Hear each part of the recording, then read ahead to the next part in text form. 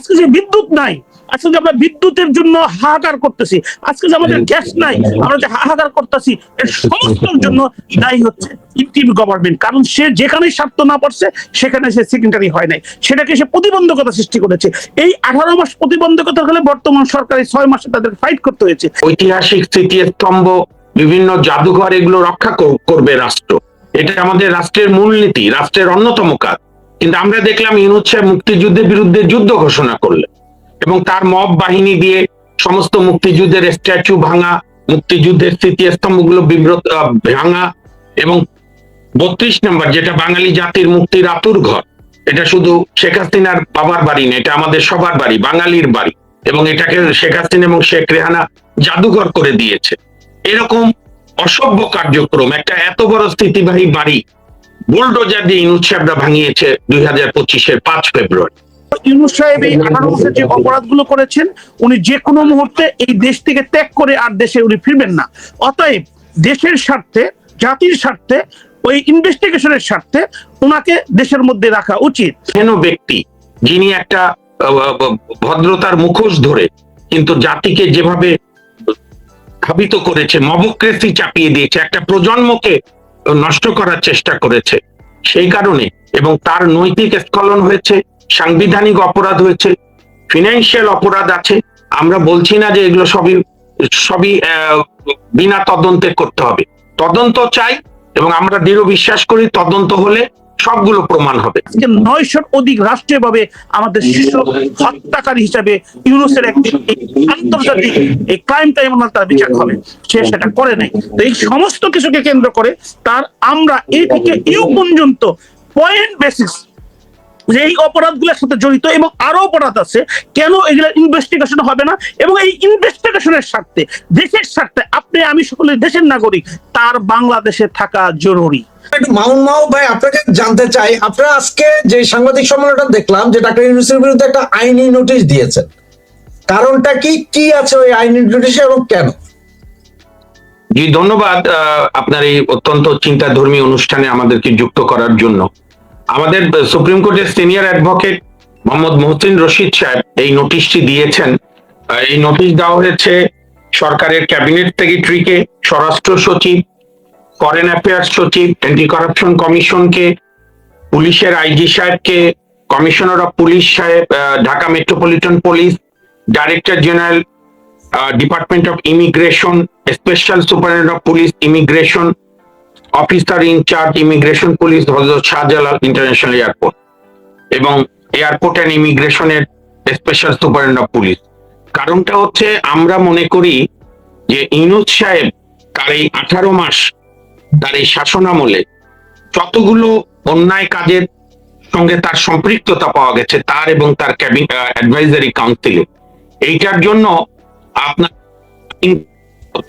বর্তমান মাননীয় প্রধানমন্ত্রী জনাব তারেক রহমান জাতির উদ্দেশ্যে তার প্রথম ভাষণে বলেছেন খুব পরিষ্কার করে, আনইকুইভোক্যালি এন্ড ক্যাটেগরিক্যালি, যে দিন শেষে আইনের শাসনই হবে আমার সরকারের শেষ কথা, এবং এতে আমরা আশাবাদী।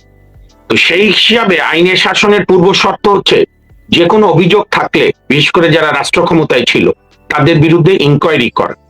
হাইকোর্টে অলরেডি ব্যারিস্টার আশরাফ সাহেব ওখানে পিটিশনার, ইউনূস সাহেবের বিরুদ্ধে অলরেডি একটা রুল আছে যে কেন তদন্ত কমিটি হবে না। কিন্তু গত কয়েকদিনে এবং আরো কয়েকদিনে আমাদের বিভিন্ন তথ্য অনুসন্ধানে আমাদের ক্লায়েন্টই বলবো মিস্টার মহসিন রশিদ সাহেব, উনি যেটা ডিসকভার করেছেন যে ইউনূস সাহেব দায়িত্বভার গ্রহণের পর থেকেই সিরিজ ধরে সংবিধান লঙ্ঘন, যেমন উনি 8 তারিখে ওত নেই, 9 তারিখ সকাল থেকে রাষ্ট্রপতিকে ডিজন করে। ব্যক্তিকে রাষ্ট্রপতি সেটি বিষয় না, রাষ্ট্রপতি আমাদের সংবিধানের সর্বোচ্চ ব্যক্তি, আমাদের the first man of the Republic, সেটাকে ডিজন করা, রাষ্ট্রপতিকে এক প্রকার বন্দী করে রাখা, এবং সেই নির্মম মানসিক নির্যাতন আমরা সবাই জেনেছি। তারপরে উনি যেটা করলেন, আমাদের সংবিধানের 23 এবং 24 অনুচ্ছেদে আছে যে আপনার রাষ্ট্রের যে কোনো কালচারাল ঐতিহ্য, হেরিটেজ রক্ষা করতে হবে, এবং রাষ্ট্রীয় জাতির ঐতিহাসিক স্মৃতিস্তম্ভ, বিভিন্ন জাদুঘর, এগুলো রক্ষা করবে রাষ্ট্র। এটা আমাদের রাষ্ট্রের মূলনীতি, রাষ্ট্রের অন্যতম কাজ। কিন্তু আমরা দেখলাম ইউনূস সাহেব মুক্তিযুদ্ধের বিরুদ্ধে যুদ্ধ ঘোষণা করলেন এবং তার মব বাহিনী দিয়ে সমস্ত মুক্তিযুদ্ধের স্ট্যাচু ভাঙা, মুক্তিযুদ্ধের স্মৃতিস্তম্ভগুলো ভাঙা, এবং 32 নম্বর যেটা বাঙালি জাতির মুক্তির আতুর ঘর, এটা শুধু শেখ হাসিনার বাবার বাড়ি না, এটা আমাদের সবার বাড়ি, বাঙালির বাড়ি, এবং এটাকে শেখ হাসিনা এবং শেখ রেহানা জাদুঘর করে দিয়েছে। এরকম অসভ্য কার্যক্রম একটা এত বড় স্থিতিবাহী বাড়ি বুলডোজার দিয়ে ইউনূস সাহেবরা ভাঙিয়েছে 2025-এর 5 ফেব্রুয়ারি। কাজেই তার অপরাধের শেষ নাই। দলীয়করণ, দলবাজি, তার আত্মীয় স্বজন, এটাকে বলতো আপনার এনজিওগ্রাম সরকার, তারপরে আপনার পার্সোনাল যে সুবিধা উনি নিয়েছে, এইটা আনপ্রেসিডেন্টেড, আনহার্ড অফ। আমি এই জন্য আমার ওই প্রেস ব্রিফিং এ আমাদের ক্লায়েন্ট মহসিন রশিদ সাহেবের পক্ষে বলেছি যে জাতির জনক বঙ্গবন্ধু শেখ মুজিবুর রহমান, ইভেন খন্দকার মুস্তাক আহমেদ, শহীদ রাষ্ট্রপতি জিয়াউর রহমান, পল্লীবন্ধু হোসেন মোহাম্মদ এরশাদ, দেশনেত্রী বেগম খালেদা জিয়া, বঙ্গবন্ধু কন্যা জননেত্রী শেখ হাসিনা, সবাই মিলে বিন্দু মানে একটু একটু যদি সুবিধা আমরা ধরি, সেইটার চেয়ে 3000-5000 গুণ বেশি ইল্লিগাল সুবিধা নিয়েছে ইউনূস সাহেব, যেটা এই নোটিশ যিনি দিয়েছেন ব্যারিস্টার আশরাফ সাহেব আরো ক্লিয়ার করবে। তো মোদ্দা কথায় আমরা চাই এই বর্তমান সরকার এটার ইনকোয়ারি করুক।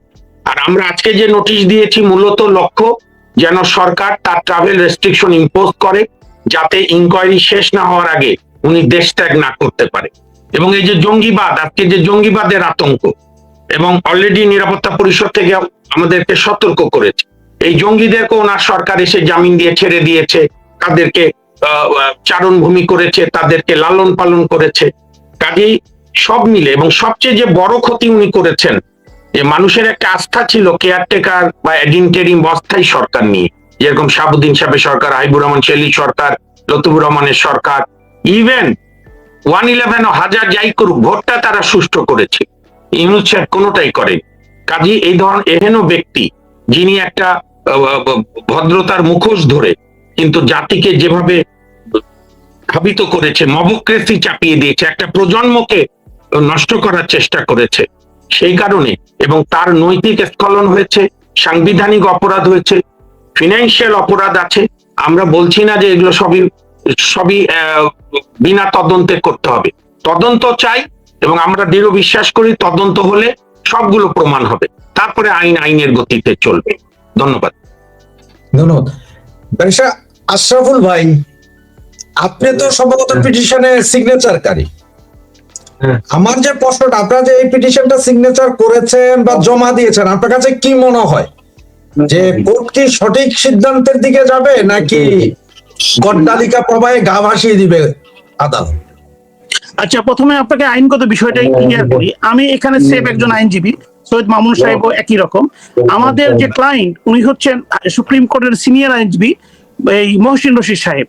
উনি উইশ করেছেন যে এই যে ডক্টর ইউনূস সাহেব এই যে 18 মাস ইন্টারিম গভর্নমেন্টের ক্ষমতায় ছিলেন, এই 18 মাসের মামুন সাহেবের পরবর্তী কথাগুলো বলছি, কারণ উনি অনেকগুলো ইনফরমেশন আমাদেরকে দিয়েছেন, এবং as a citizen of the country, concern citizen of the country, সচেতন নাগরিক হিসাবে উনি মনে করেন যে ডক্টর ইউনূস সাহেব এই 18 মাসের যে অপরাধগুলো করেছেন, উনি যে কোনো মুহূর্তে এই দেশ থেকে ত্যাগ করে আর দেশে উনি ফিরবেন না।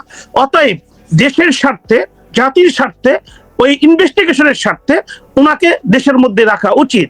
সেই হিসাবে উনি আমাদেরকে ইনস্ট্রাক্ট করেছেন। আমরা লিগ্যাল নোটিশ দিয়েছি, কারণ মহামান্য হাইকোর্টের রিট পিটিশন দায়ের করতে গেলে আমাদেরকে যথাযথ কর্তৃপক্ষকে অবগত করতে হয় যে তারা এই বিষয়ে কি ব্যবস্থা নিয়েছেন। অর্থাৎ আপনার কোশ্চেনটার মূলত ভাবার্থ হচ্ছে যে আগে আমরা অথরিটিকে জানিয়েছি, অথরিটি যখন কোনো কিছু করবেন না তখন আমরা আদালতের কাছে আসব। আদালত হচ্ছে সকলের জন্য সার্বজনীন, ন্যায় বিচারের স্বার্থে। এখন যে বিষয়টা হচ্ছে যে আপনাকে একটা জিনিস বলি, যে দেশের স্বার্থে যে কোনো বিষয়ে আমরা সমস্ত বিতর্কের ঊর্ধ্বে চলে আসবো। এখানে আমাদের কারো কোনো শত্রুতা এবং কারো কাছে কোনো আমাদের কোনো বৈষম্য নাই। যেমন আপনি সাংবাদিক ইলিয়াস বঙ্গবন্ধু খুনিকে মিডিয়াতে নিয়ে আসছিল একটা বিতর্কিত বিষয়, কারণ 75 আগস্ট, আজকে হলো 16 আগস্ট, বঙ্গবন্ধু সপরিবারে যারা হত্যা করেছে হত্যাকারীকে নিয়ে আসছে। কিন্তু বাংলাদেশের স্বার্থ হলে তার সাথেও আমাদের সুর মিলিয়ে কথা বলতে হবে। কয়েকদিন আগে উনি একটা ভিডিও ছেড়েছেন যেখানে ওনারা বলেছেন যে ডক্টর ইউনূস সাহেবকে ওনারা বাংলাদেশে এমপ্লয়েড করেছিলেন যে বাংলাদেশে যাতে একটা সুন্দর ভবিষ্যৎ হয়। সেখানে উনার কথা মতো যে এ যাবৎ তার চেয়ে বেশি রাষ্ট্রীয় সম্পদকে কেউ মিসইউজ করে না। এবং একটি জিনিস আমাদের সকলকে অনুধাবন করতে হবে, যে জাতীয় জনক বঙ্গবন্ধু শেখ মুজিব, শহীদ প্রেসিডেন্ট জিয়াউর রহমান থেকে আরম্ভ করে জননেত্রী শেখ হাসিনা পর্যন্ত যারাই শাসনামলে ছিলেন না, বিশেষ করে শহীদ প্রেসিডেন্ট জিয়াউর রহমান এবং বঙ্গবন্ধু, তাদের একদম একটা চুল পরিমাণ কোন করাপশন, রাষ্ট্রীয় ক্ষমতা মিসইউজের কোন এলিগেশন তাদের বিরুদ্ধে নাই। কিন্তু ডক্টর ইউনূস সাহেব মাত্র 18 মাস ক্ষমতায় আসনে সে প্যারালাল, মানে একসাথে সে বিজনেস আর একসাথে রাষ্ট্রীয় ক্ষমতার ব্যবহার, এবং এই রাষ্ট্রীয় ক্ষমতাকে ইউজ করে সে আপনার ওয়ালেট, একটা ফাইন্যান্সিয়াল ট্রানজাকশন মনোপলি, সেটা সে করেছেন।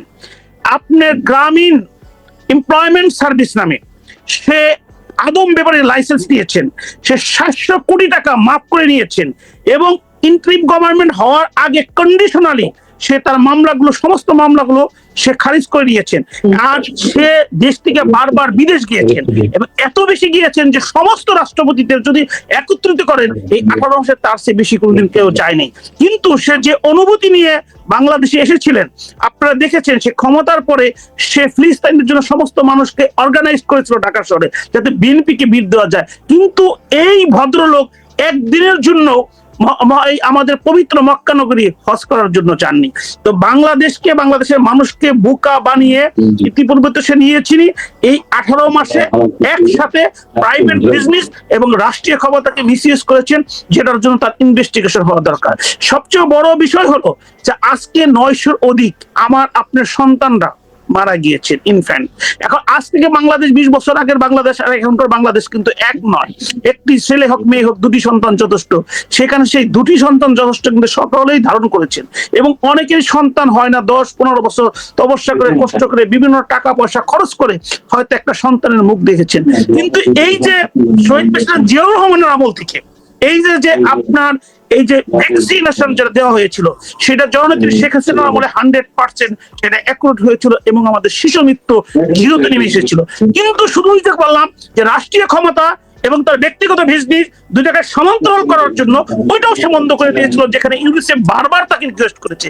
যে কারণে আজকে 900-র অধিক রাষ্ট্রীয়ভাবে আমাদের শিশু হত্যাকারী হিসাবে ইউনুসের একটি আন্তর্জাতিক এই ক্রাইম ট্রাইব্যুনাল তার বিচার হবে, সে সেটা করে নাই। তো এই সমস্ত কিছুকে কেন্দ্র করে তার আমরা এই থেকে ইউ পর্যন্ত পয়েন্ট বেসিস যে এই অপরাধগুলোর সাথে জড়িত এবং আরো অপরাধ আছে, কেন এগুলো ইনভেস্টিগেশন হবে না, এবং এই ইনভেস্টিগেশনের স্বার্থে, দেশের স্বার্থে আপনি আমি সকলে দেশের নাগরিক, তার বাংলাদেশে থাকা জরুরি। কারণ সে করাপশন থেকে আরম্ভ করে ফেভারিটিজম, নেপোটিজম, এবং যেটাকে আপনাকে বলা হয় যে কনফ্লিক্ট অফ ইন্টারেস্ট, ক্ষমতাকে মিসইউজ করে তার গ্রামীণ ব্যাংক, তার গ্রামীণ ট্রাস্ট, তার গ্রামীণ এমপ্লয়মেন্ট, তারপরে ওয়ালেট, তারপরে বিভিন্ন কিছুকে মিসইউজ করেছে, এবং ক্ষমতাকে ইউজ করে বিভিন্ন দেশে দিয়ে এইগুলাকে আরো পেট্রোনাইজিং করেছেন। যে কারণে আর বেসিক্যালি সে তো বাংলাদেশে থাকেন না, সে বিদেশি নাগরিকদের বাংলাদেশে বসেছিল তার এই স্বার্থকে সিদ্ধ করার জন্য। এবং আপনাদেরকে আরো স্মরণ করে দিই যে বাংলাদেশটাকে চিরতরে ধ্বংস করার জন্য প্রথমেই তাদের প্রস্তাব ছিল আলী রিয়াজের মাধ্যমে, যে বাংলাদেশকে আপনার প্রভিন্সিয়াল রাষ্ট্র করতে হবে। প্রভিন্সিয়াল রাষ্ট্র কোথায়? আমরা যদি পাকিস্তানকে এক্সাম্পল হিসেবে নিই, আমাদের অনেকে পাকিস্তান প্রিয় আছে।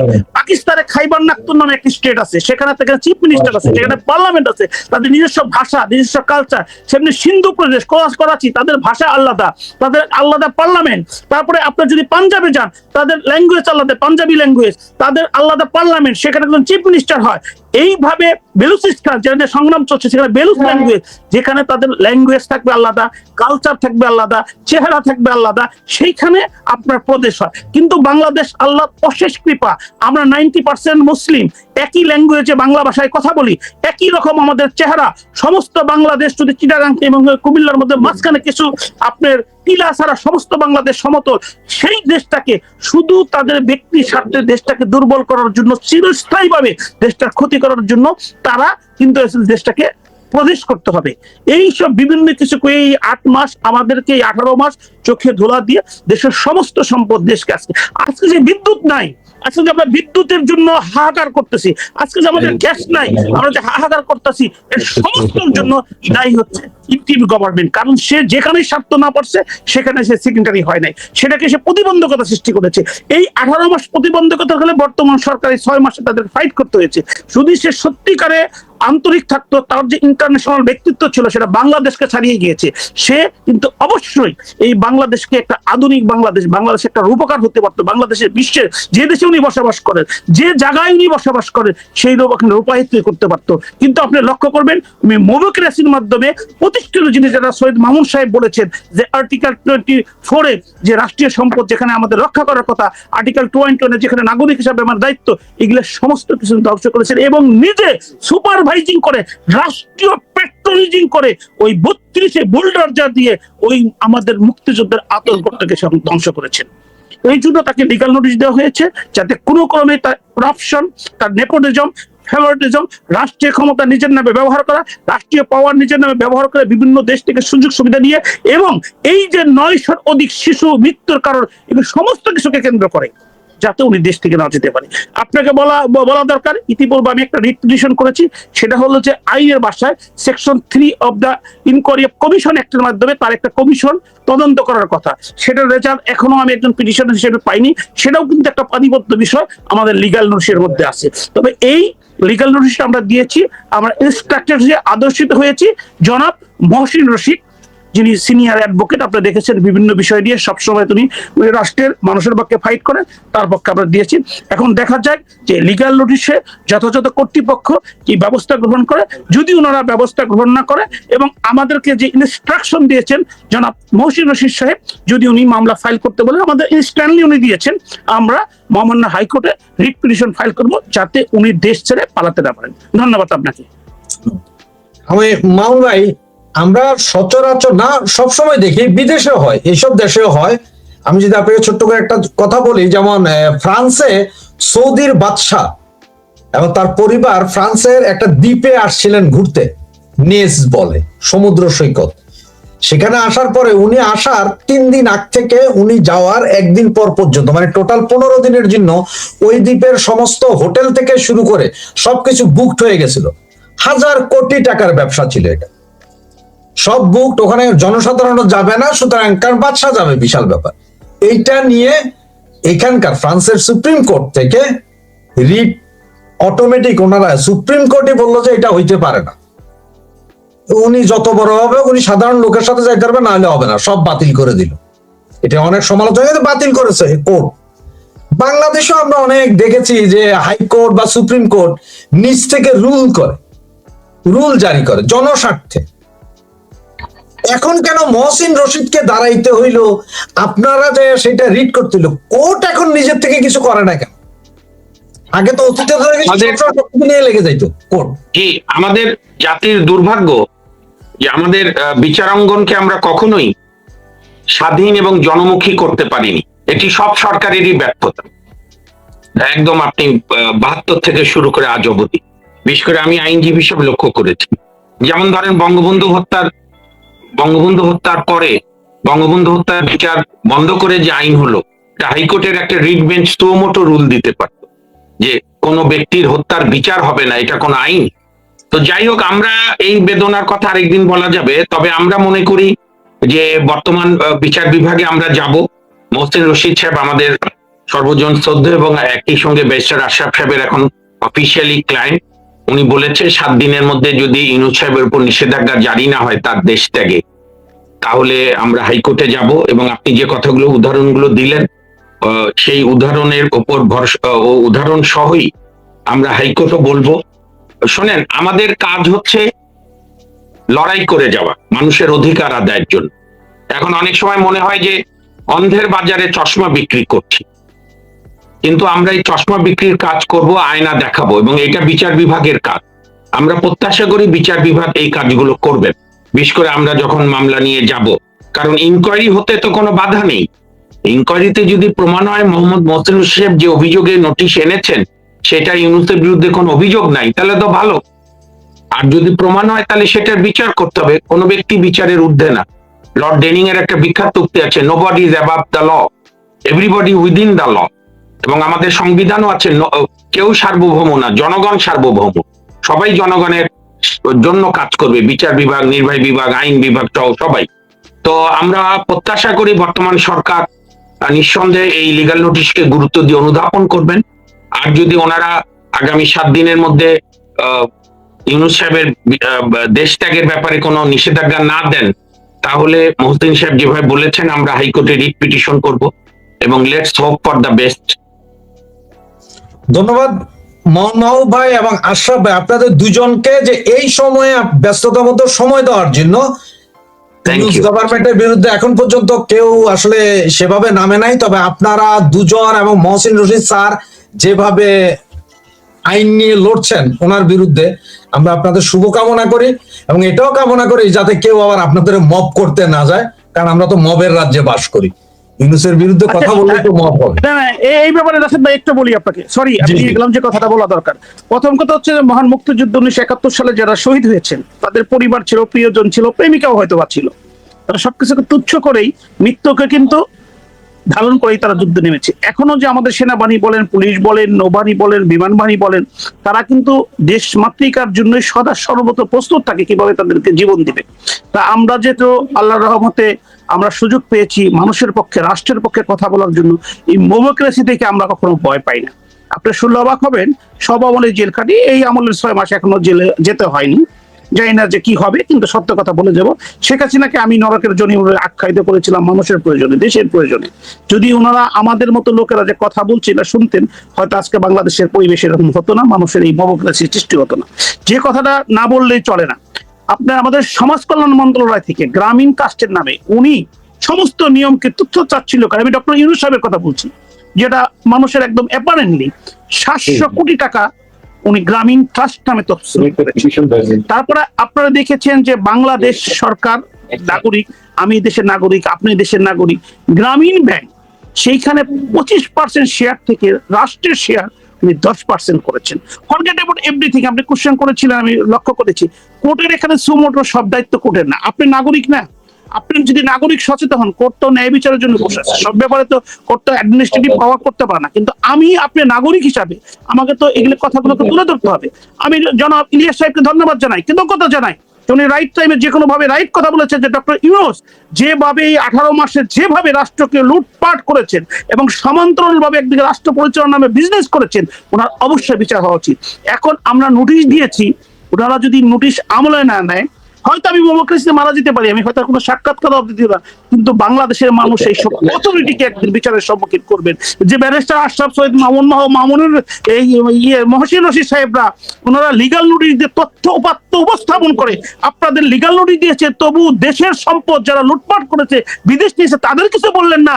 আর শেখ হাসিনা পালিয়ে তাকে নিয়ে ইন্ডিয়াতে পৌঁছে দিয়েছেন, ওনাকে ফাঁসি অলরেডি কনভিক্টেড করেছে, উনি দেশে এসে সেই কনভিকশনকে কমপ্লাই করতে চাচ্ছেন। আপনারা সবাই বিভিন্ন ধরনের লেকচার দিয়ে যাচ্ছেন, এগুলো তো আপনি তো ভারত সরকারকে তো জিজ্ঞেস করতে হবে না, মাননীয় প্রাইম মিনিস্টার যাচ্ছেন, উনি তো আসতে চাচ্ছেন।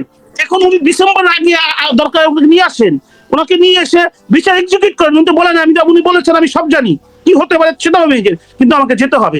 প্রশ্ন হচ্ছে যে রাষ্ট্র আপনার, রাষ্ট্র আমার, রাষ্ট্রের একটা পয়সা যদি কেউ চুরি করে এবং নাগরিক হিসাবে যদি কেউ সেটা তুলে ধরে, যদি অথরিটি কনসার্ন সেটার ব্যবস্থা না নেয়, তাহলে সেম অপরাধে তারা অপরাধী হবে এবং হয়তো জাতি একদিন সেই অপরাধে তাদের বিচার করবে। আপনাকে ধন্যবাদ। আসসালামু আলাইকুম।